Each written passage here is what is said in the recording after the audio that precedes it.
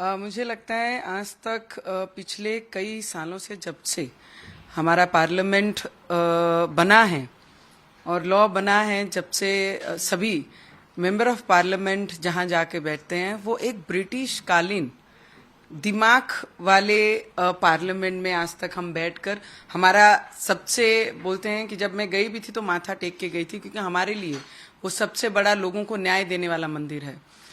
वो ब्रिटिश लोगों ने बनाई हुई चीज थी। आज जब इंडियन ने और इंडियन कारागारों ने और इंडियन ही सब दिमाग लगा के नया पार्लियामेंट बना है, तो मुझे लगता है ये विरोधकों को तकलीफ क्या है। विरोधकों को तकलीफ ये है कि वो मोदी जी ने बनाई है। विरोधकों को मुझे लगता है ये तकलीफ है कि जो वो कर नहीं सके वो मोदी जी ने कर दिखाया है। विरोधकों को ये तकलीफ है सीमा से बहुत पहले जो काल निश्चिंत किया था उससे बहुत पहले, और उनके शब्दों पे वो खड़े रहे और उन्होंने वो कंप्लीट करके ये सेशन भी वो नए पार्लियामेंट में होगा। तो मुझे लगता है विरोधकों की सोच से कई परे मोदी जी हैं। वो एक लाइन हमारे पूरे देश में चलती है और वो यही है कि मोदी जी हैं तो मुमकिन है।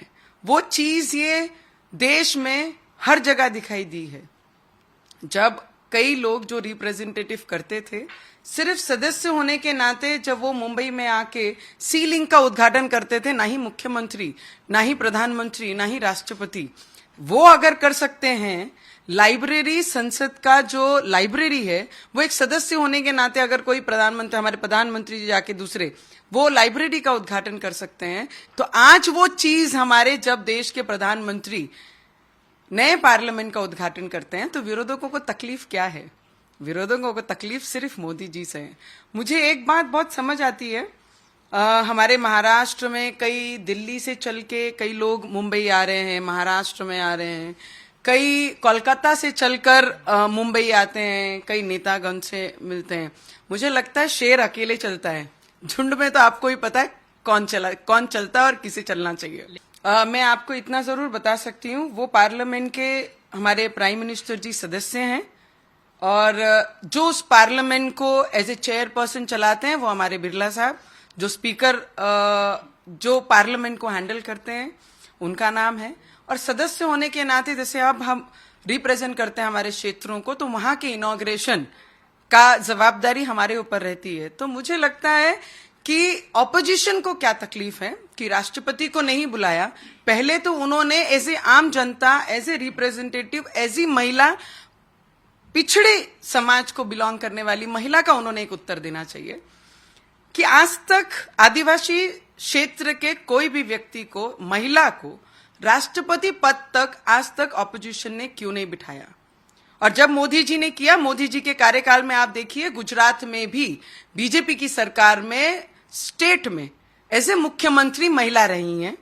आज अगर देश के राष्ट्रपति पद पे अगर कोई जिन्होंने बिठाया है वो मोदी जी की ही विचारधाराओं से बीजेपी ने, भाजपा ने, सबने मतदान करके और उन्हें राष्ट्रपति बनाया है। तो विरोधकों को ये सोच कहां गई थी। और जो भी लोग महाराष्ट्र से ये चीजें बोल रहे हैं, तो मुझे उनसे भी एक सवाल पूछना है, क्योंकि महाराष्ट्र की जन्म में भूमि में मैंने जन्म लिया है, यहाँ पर बड़ी हुई हूँ, यही क्षेत्र को रिप्रेजेंट कर रही हूँ। आज तक मेरी महाराष्ट्र में महिला मुख्यमंत्री क्यों नहीं हुई?